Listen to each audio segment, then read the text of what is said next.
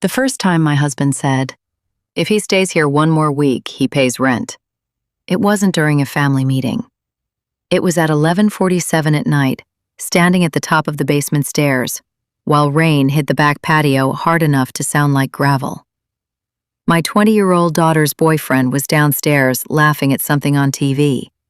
My 18-year-old was in the kitchen making ramen, and my husband Daniel was staring into the dark stairwell like it had personally insulted him. I thought he was angry. I didn't realize he was scared. And by the time I figured out the difference, I had already said the one thing you can't take back in a marriage. "You don't get to start acting like their father now." Everything after that split our house right down the middle. My name is Claire. I'm 43. I work as an office manager at a pediatric clinic, and for most of my adult life, I have been the kind of mother who believes love should feel like shelter, not surveillance. I had my girls young. Lily is 20, stubborn and steady, the kind of person who makes lists for fun. Nora is 18, quicker with her mouth, softer with her heart than she wants anyone to know. They both live in the basement apartment of the house Daniel and I own together. Apartment is a generous word. It started as a full basement with a separate entrance and turned into a 6-year project involving drywall dust, half-finished trim, and a constant promise that we'd wrap it up by summer. Somehow, summer kept moving. Still, the space worked. The girls paid $350 each every month. They bought their own groceries, kept the place cleaner than the main floor, took care of their dogs, and never brought chaos into the house. No parties, no screaming, no slammed doors at 2 a.m. For a while, I felt proud every time I passed their entrance and heard ordinary life happening behind it. That was the whole point. I wanted them to have a soft landing while they learned to be adults. Daniel never said he disagreed with that. Not at first. But then Lily started dating Mason. Mason was 20, broad-shouldered, quiet, polite in a way that almost seemed old-fashioned. He worked rotational jobs out of town, sometimes gone for 10 days, sometimes 3 weeks. When he was home, he was usually with Lily. He didn't get mail at our house. He didn't keep boxes in the hall. He still had his own place across town, but he stayed over enough that Daniel had started counting. Not literally. At least I didn't think so. One Thursday night, he leaned against the kitchen counter while I packed lunches for the next day and said, "How many nights this week has he been here?" I shrugged. "I don't know, 4? Maybe 5? Daniel's jaw tightened. "That's not visiting anymore." I kept folding sandwich bags. "He's not moving in, Dan." "He showers here, eats here, sleeps here, uses water, electricity, parking, the yard. If a man lives in your house more than he lives in his own, what exactly are we calling that?" I turned and looked at him. "We're calling it young people in a relationship." "No," he said, voice low. "You're calling it that. I'm calling it what it is." That should have been the moment I slowed down and asked what was really under his tone. Instead, I did what people do when they think they're defending someone they love. I dug in. I told him the girls were adults.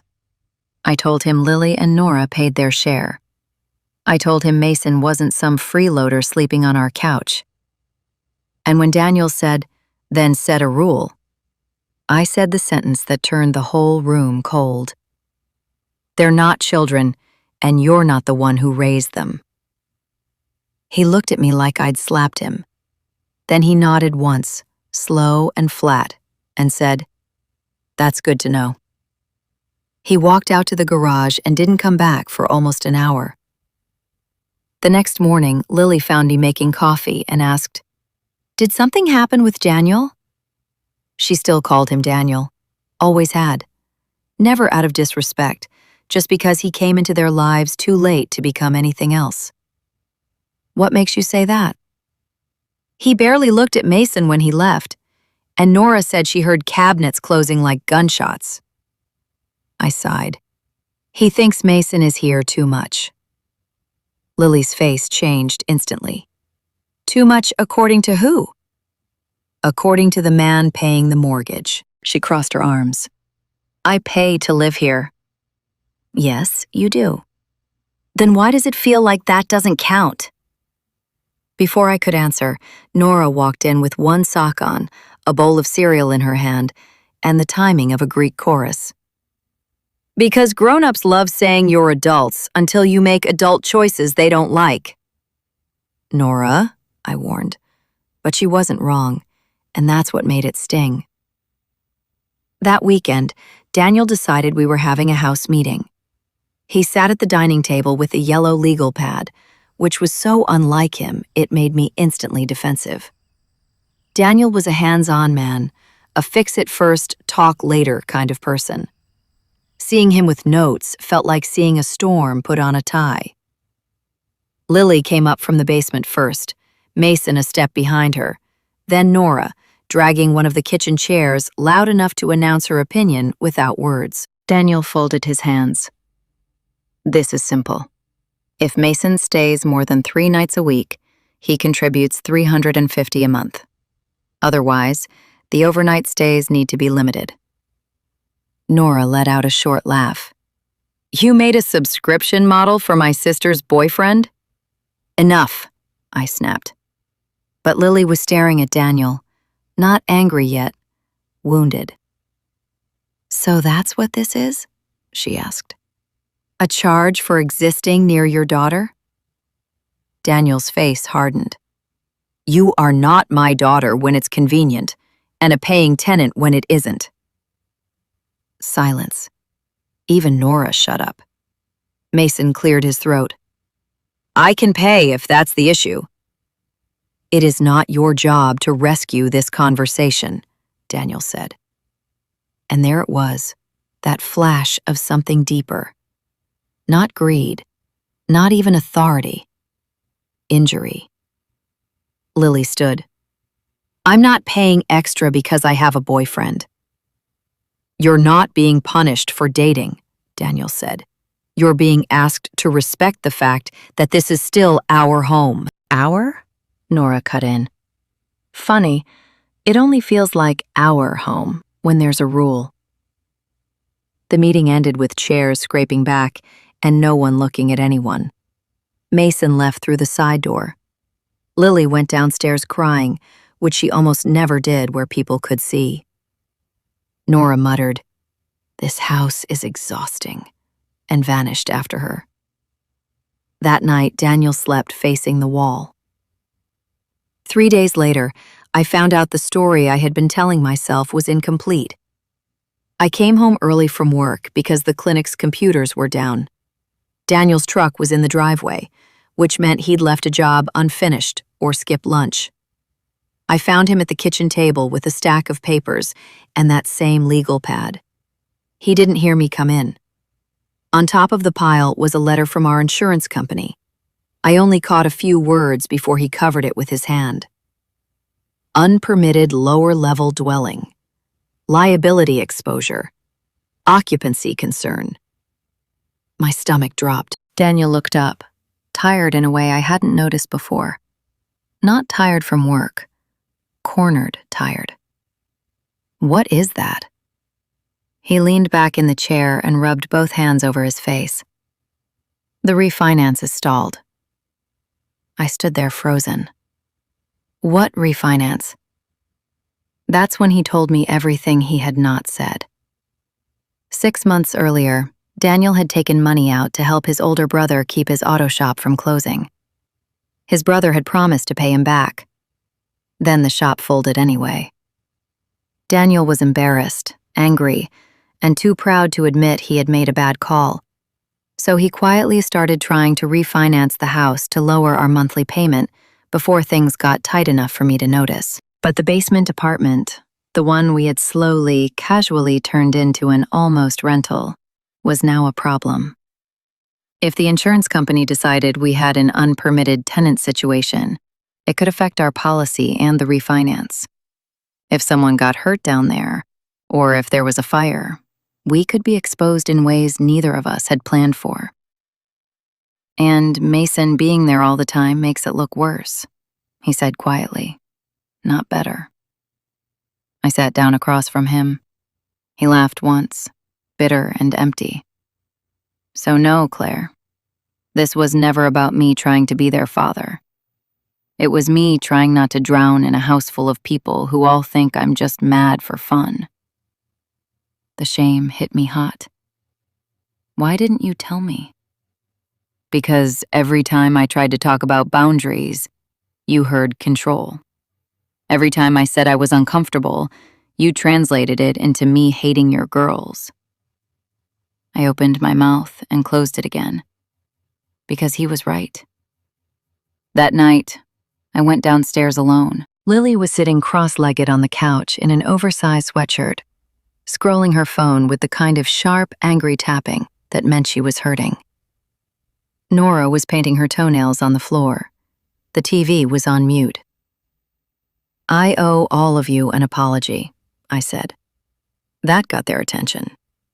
I told them the truth about the refinance, about the insurance issue, about the fact that Daniel wasn't just trying to throw his weight around, he was panicking and doing it badly.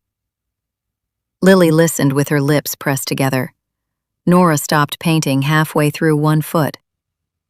When I finished, Lily said, "So he didn't trust us enough to explain that?" "No," I said. "He trusted silence more than vulnerability. That was his mistake." "And yours?" Nora asked. I swallowed. Mine was assuming the worst before asking for the truth. A long pause settled over the room. Then the side door opened, and Mason stepped in, carrying takeout in both hands. He took one look at our faces and said, "Should I leave?" For a second, nobody answered. Then Lily said, "No, sit down.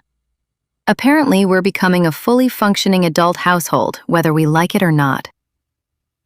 What followed wasn't magical. No swelling music, no instant forgiveness. Just a hard conversation with too many truths in it. Daniel came downstairs 10 minutes later, looking like he expected a firing squad. Instead, Lily asked the first question.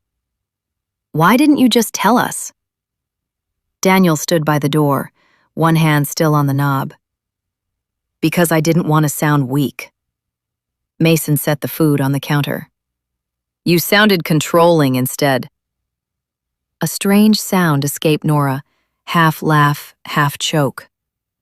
"Honestly? Fair."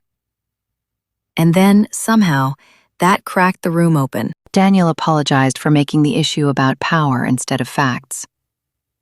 Lily admitted that Mason probably was there more than she'd realized. Mason offered to contribute when he was in town, not as a punishment, but because utilities and wear weren't imaginary.